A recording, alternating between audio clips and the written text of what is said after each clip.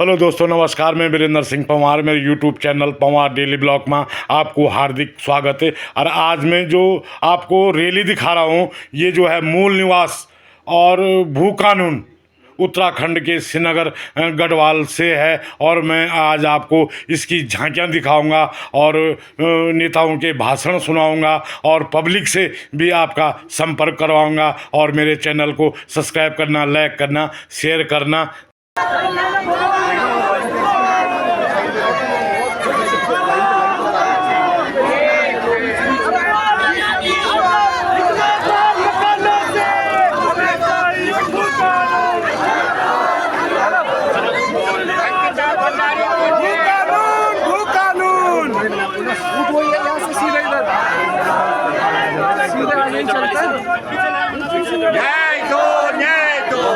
यही है यहाँ से।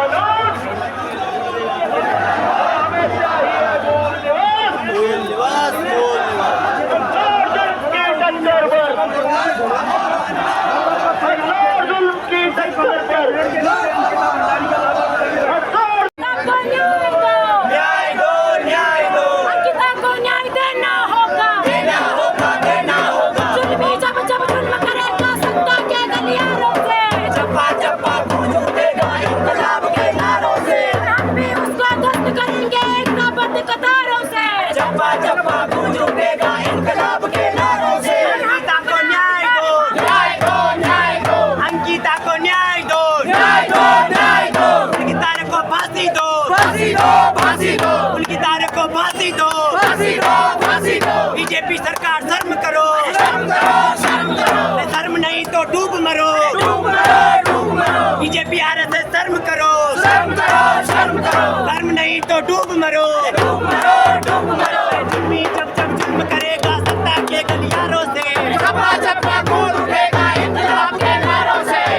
जब जुल्म करेगा सत्ता के गलियारों से, हम भी उसको ध्वस्त करेंगे नेताबद्ध कतारों से।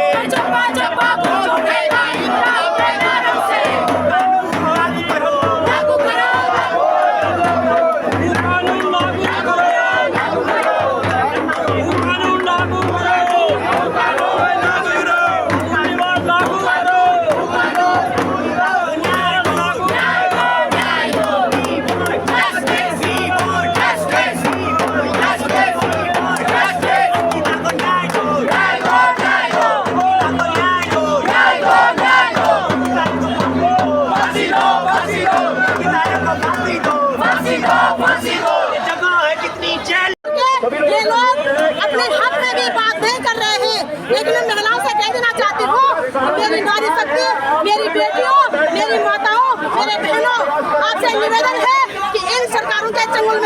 पे ये तुम्हें प्रथाओं के नाम पे फंसाना चाहते हैं ताकि तुम अपने अधिकार की लड़ाई ना उठा सको।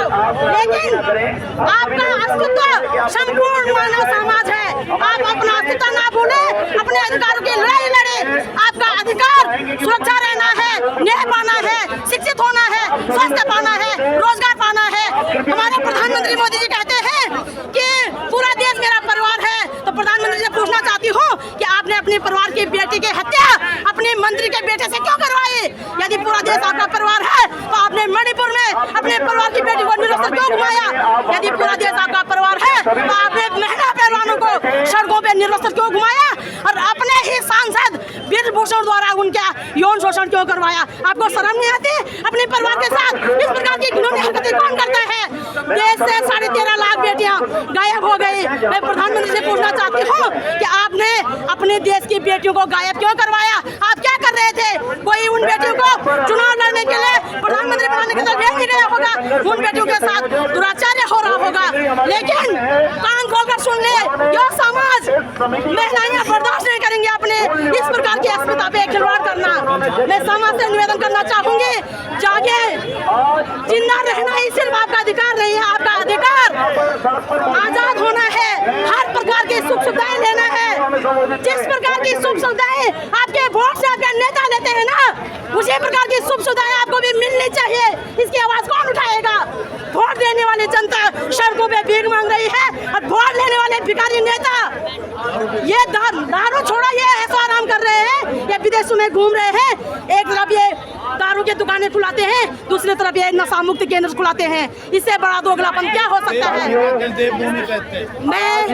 मैं सभी से निवेदन करना चाहूंगी, ये चेतना की लड़ाई है। ये कभी नहीं जाएंगे। मैं भाजपा के नेताओं से एक बात और कहना चाहता हूँ, कांग्रेस के नेता भी हमारे बीच में यहाँ पे हैं, और भी दलों के नेता होंगे।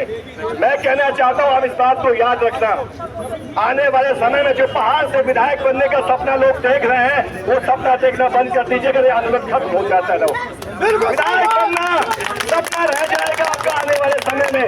याद कीजिए, 40 सीटें थी हमारे पहाड़ में विधानसभा की, आज 34 सीटें हमारी हो गई है विधायक की। आने वाले समय में 12 से 15 सीटें और कम होंगी, 20 सीटें हमारे पहाड़ में रह जाएंगी। सारी सीटें मैदान में जा रही हैं। मैदान में कौन विधायक बन रहे हैं? पहाड़ के लोग विधायक बनना शुरू हो गए हैं। एक दिन वो समय भी आएगा जब आपके अपने ही राज्य में, जिसके लिए आपने कुर्बानियां दी, संघर्ष किया, आंदोलन किया, आपका मुख्यमंत्री बनना, विधायक बनना, मंत्री बनना बड़ी साबित हो जाएगा। तो आप सबको एक संकल्प लेना है इस लड़ाई को आगे बढ़ाने के लिए, दलगत राजनीति से ऊपर अपने अस्तित्व के लिए, अपनी आने वाली पीढ़ी के अस्तित्व के लिए, उनके सुरक्षित भविष्य के लिए इस संघर्ष को हमें आगे बढ़ाना है। अगर आज हम इस लड़ाई को आगे नहीं बढ़ाएंगे, अंकिता भंडारी जैसे कई हत्याकांड इस राज्य में होंगे। अगर मूल निवास की व्यवस्था होती तो अंकिता भंडारी जैसी घटनाएं हमारे राज्य में नहीं होती। उनकी नारे जैसे आपराधिक किस्म के लोग हमारे राज्य में नहीं आते। उनको जमीनें हमारी सरकारें नहीं दी, जमीनों के कानून मजबूत होते तो उनको अब रिजल्ट बनाने की अनुमति नहीं मिलती। तो हम सबको समझना होगा, ये जो लड़ाई है इसमें हम सबको भागीदारी निभानी है। हर एक को आगे आना है अपने अस्तित्व को बचाने।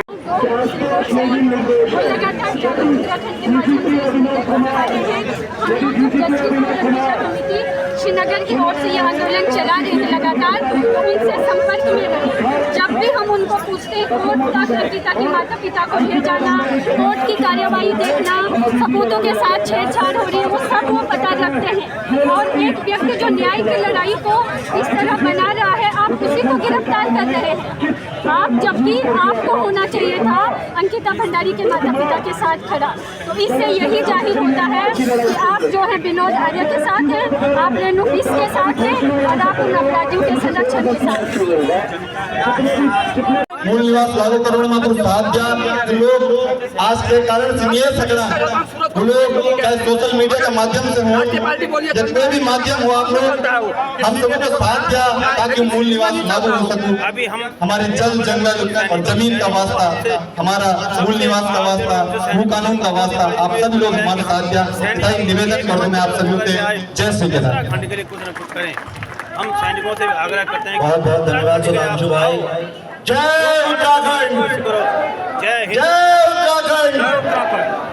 हम अपना अधिकार से लेकर चाहिए कि इस बार लोकसभा चुनाव में मोदी जी के कान तक भी बात पहुंचनी चाहिए कि हमारी बहन अंकिता भंडारी बहन ने न्याय नहीं दिलाया, हमको भू कानून नहीं दिया, हमको मूल निवास नहीं दिया, तो हम आपको चुन के नहीं भेजने वाले हैं। क्योंकि यहाँ से अभी महारैली और हमारी निकलनी है, बोलने वाले हैं, इसमें ज्यादा कुछ नहीं बोलूंगा। कोई डिटर्जेंट पाउडर बेचने का काम करता है वैसे ही कि हमने नौकरी दी, हमने नौकरी दी। अरे तुमने नौकरी दी तो उत्तराखंड में ये बेरोजगार संघ बनकर क्यों आपकी सरकारों को आईना दिखाने का काम नौजवान कर रहे हैं? अरे इन 24 वर्षों में विकास के नाम पर हमारे पहाड़ में 40-40 साल के बच्चे हो गए, शादियां रुक गई है, हमारे वंश बनने रुक गए हैं। ये विकास इन राष्ट्रीय पार्टियों ने उत्तराखंड का किया है। घरों में उदासी छा गई और इनके बेईमानों के घरों में आप देख लीजिए, अरे कैबिनेट मंत्री हजारों करोड़ के बेईमानी में नाम आ रहे हैं। अभी परसों ही आपके गणेश जोशी का नाम आया, मदन कौशिक का पैसा, इसका दुनिया जानती है इसके पास पैसा कहां से आया। ऐसे ही तमाम कैबिनेट मंत्री हैं, ये इतने राजनीतिक बेईमान लोग हैं, ये केदारनाथ में पीतल को सोना बना के बेच देते हैं, QR कोड लगा के चंदा खा जाते हैं और तब ये कहते हैं कि हम ईमानदार हैं। मैं ये बातें आपके सामने इसलिए कह रहा हूं कि मूल निवास और भू कानून क्यों जरूरी है। अगर आज इस राज्य के अंदर सख्त भू कानून और मूल निवास होता तो नौकरियों में प्राथमिकता पहले मूल निवासी को मिलती। उत्तराखंड में बाहर के लोग हमारी जमीनों पे कब्जा नहीं करते, इसलिए इन 24 वर्षों में उत्तराखंड का नौजवान बच्चा, चाहे फिर वो मातृशक्ति हो, छात्र शक्ति हो, जवान हो, हर व्यक्ति की बात एक समझ में आ गई कि मूल जड़ इस राज्य की मूल निवास और भू कानून है। अगर ये लगेगा तो उत्तराखंड में जो जनसंख्या विस्फोट है इस पर रोक लगेगी। अरे पहाड़ में केवल 48 लाख लोग रह गए हैं और उनमें भी 12-14 लाख पहाड़ के हैं, यानी कि हम पहाड़ में 10 पर्वतीय जनपदों में हम अल्पसंख्यक हुए हैं और राज्य की जनसंख्या जो 1,35,00,000। मैं पूछना चाहता हूं, जो ये कहा करते थे कि अगर राज्य बन गया तो पहाड़ी भूखे मरेंगे, तो भाई इस पहाड़ी राज्य में क्यों आकर बस रहे हो? इसलिए बसाया जा रहा है कि हर विधानसभा में 35 से 40 हजार बाहर के लोगों को बसा दो, उसके बाद पहाड़ के सत्ताओं पर, पहाड़ के संसाधनों पर कब्जा करो। यही कारण है कि बद्रीनाथ के अंदर चले जाओ तो जमीन बाहर वाला ले रहा है। जितनी व्यावसायिक गतिविधियां वाली जगह है सारी जगह पर गुजरातियों ने जमीनें खरीद ली हैं। इस पर रोक लगे, इसलिए मूल निवास और सख्त भू कानून की जरूरत है। मैं साधुवाद करूंगा समन्वय समिति के उन तमाम कार्यकर्ताओं का, आयोजकों का और श्रीनगर की महान जनता का जो इस आंदोलन को समर्थन देने यहाँ आई है। और मेरा विश्वास है जब राज्य आंदोलन में हम एकजुट और एकजुट हो सकते हैं, हमने राष्ट्रीय पार्टियों का झंडा फेंक कर आज दो अभी दो उत्तराखंड राज्य दो का नारा दिया, 42 से ज्यादा शहादतें दी, तो भाई अपने राज्य को बचाने के लिए एकजुट और एकजुट क्यों ना हो। और ये जनता हो रही है और ये